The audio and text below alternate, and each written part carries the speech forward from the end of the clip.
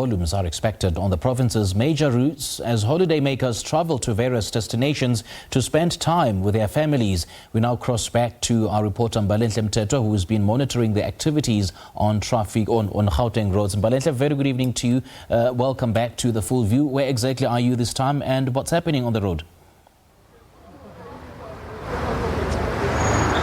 Good evening, Simpiwe. I am still in Pretoria, but on a completely different road, really. I'm just trying to look at the road behind me, the name of the road behind me, but it's the R101. And as you can see, there are police, there's a heavy police presence. A lot of cars have been stopped. These are two roads, and on either side, cars are being stopped and they're being searched. As you can see right now, one person has been stopped and the car is being checked. Now, what happens is sometimes they check the VIN number to check if the car is not, if the VIN number is valid and if the car is not one of those cars that has been cloned. You'll remember that we once had an issue with cloned cars. This is what has been happening at many of these roadblocks across the province as people make their way to their various holiday destinations.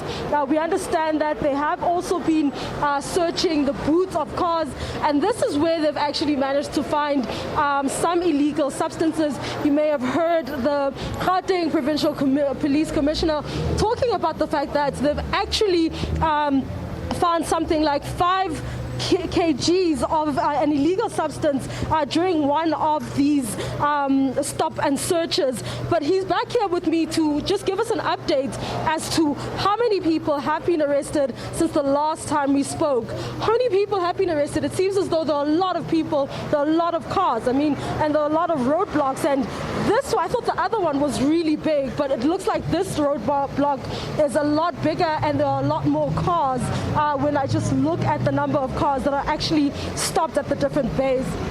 Yeah, thank you very much for the opportunity. You see, we have placed these roadblocks in strategic routes. That one, when you enter the CBD, you came with that one. And once you are in that road, there's no way that you can make a U-turn. So this one, again, we have targeted it because of everybody who's leaving the CBD, especially going to Soshanguve, Hamaskra and so forth. They usually use this road. As you can see, once you enter this road, there's no more turning back. So you'll have to come past here. But this one, they've also done very well. In this one, they've recovered 3 positively identified stolen vehicles. I'm told that those are the Golfs, and then even the drivers, they were arrested. And again, they've arrested 5 people who were just drinking in public. You know, people that disregard the law of the land. Just passing here in front of the police, they are drinking in public, they were arrested. And then they've also arrested 7 undocumented persons. And when we leave that other roadblock, I'm told that there were these 3 youngsters who were found in possession of a firearm of their grandfather. The grandfather is 87 years old. He's in Seshego. They are here in Gauteng with the grandfather's firearm. What will happen to those boys? Obviously, we arrest them for possession of firearm without a license. And then we'll also institute some investigation against the grandfather.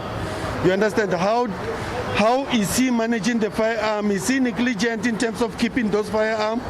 Or he just keep them outside the safes and so forth? But you are told that the father is a business person. So if he's a business person, he's owning firearms, but he is not safekeeping those firearms. Surely, we need to apply the laws, the Firearm Control Act, whereby he may be declared unfit to possess the firearm. Thank you so much for that update. There you have it. That is the Provincial Commissioner, Gauteng Province Police Commissioner, speaking to us about what we saw a little bit earlier. I'm just going to give you a little bit more information about that situation he was talking about, where there were 3 young men who were actually found in the possession of a firearm. Now, these are young men who are seemingly between the ages of 17 and not older than 20. So these are teenagers who will will now spend the Christmas weekend in police custody, and it seems as though if you are arrested today, you will only be able to appear before a judge on Tuesday, given that Monday is also a public holiday. You also heard the commissioner, the provincial commissioner, speaking about the fact that there were cars that were recovered, 3 cars that were recovered, but you'd notice that in a lot of these roadblocks, the specific cars that are stopped, it's BMWs, it's VWs, luxury cars, and it's not because those drivers are particularly being targeted, but it's because the cars they're driving are high risk, and it's an opportunity to then determine if the car is in the possession of the rightful owner or if the car has been stolen. And it seems as though this type of work and these type of roadblocks have actually yielded some results in terms of recovering some of those stolen goods, and also just getting people who are carrying or even distributing or allegedly distributing or suspected of distributing illegal substances behind bars. That's what seems to have been done so far. We're just going to keep moving down just to give you a sense of what else is happening. There are more people that are being stopped, as you can see. What generally tends to happen is that people are stopped, and if need be, where there needs to be a breathalyzer needs to be done, a breathalyzer is then done. So these are the scenes that we have been observing and seeing and watching as we have been jumping and going from one roadblock to the next. What also happens at these roadblocks is that taxis are also stopped, and all the passengers are then asked to come out of the vehicle, and they all get searched, and their belongings also get searched for various reasons. Obviously, possession of an illegal firearm, possession of illegal substances, and so on. So these are the scenes on many roads in Gauteng as people are traveling, whether it is in Gauteng, within Gauteng, or to various holiday destinations.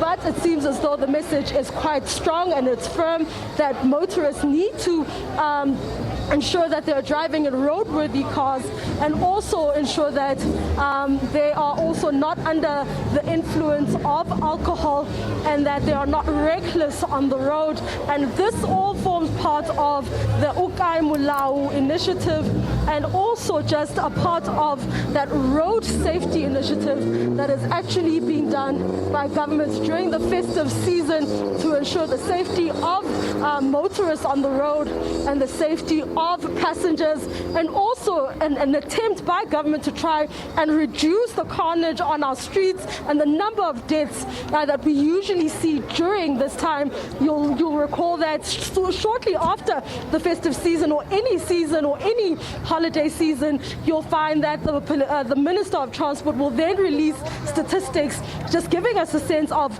the number of deaths within the country, on the roads and on all the national roads. But for now, though, it is back to you in studio. We do continue to monitor the situation and to see what is happening here in Pretoria. Back to you in studio, Simpiwe. All right, Mbali, thank you so much for that update. Mbalenhle Mthethwa there is out at in Hammarskraal outside Pretoria and monitoring the traffic flow there. Moving on to other news now, an inmate